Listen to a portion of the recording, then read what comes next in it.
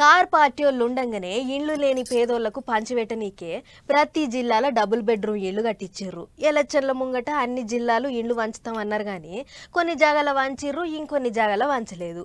కొంతమందికి వచ్చినాయి, ఇంకొంతమందికి రాలేదు. ఆఖరికి కార్ పార్టీలు గద్దె దిగిర్రు, షేయ్ పార్టీలు గద్దెనెక్కిర్రు. మరిగా ఇప్పుడు వీళ్ళన్నా వీటిని పంచుతారా లేదా అని అందరు అనుకుంటుండగానే చూడురు ఏం చేస్తారో గిల్లు.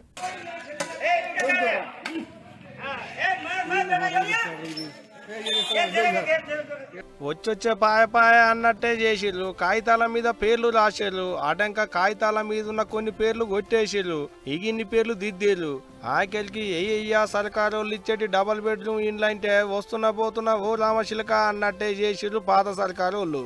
కట్టినీళ్ళు కట్టినట్టే కట్టిన పోయి లెక్కనే యాడి అనే పడున్నాయి. కనిపించినోడు కాటికి పోయినాక కట్టుకున్నోనికి వచ్చింది కష్టం అంతా అన్నట్టు ముగ్గులు పోసి పిల్లర్లేసి దిమ్మెలు కట్టి బంగ్లాలు కట్టిన కారు పార్టీ వాళ్ళు నిమ్మలంగానే ఉన్నారు. కానీ ఇప్పుడు అధికారంలోకి వచ్చిన షేయ్ పార్టీ వాళ్లకు కొత్త కోడలు నెత్తిన పెట్టిన సర్దిగంప లెక్కనే అయింది. పోయినోడు పోయిండు, ఉన్నోళ్ళన్నా ఇండ్లు ఇయ్యి అనుకుంటా ఊరంతా పోయి ఖమ్మం జిల్లా కూసుమంచి మండలంలో ఉన్న ఎర్రగడ్డ తండాల కట్టిన డబల్ బెడ్రూమ్ ఇండ్ల మీద పడ్డారు.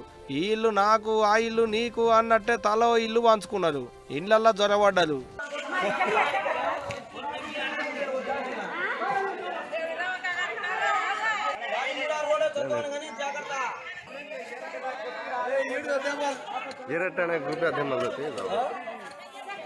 అది ఇగో ఇట్ట గొడ్డన్లు, కొడవన్లు, పారలు, తట్టలు పట్టుకొని తలో ఇంటి ముంగట వంగబడి పనులు చేసుకుంటున్నారు.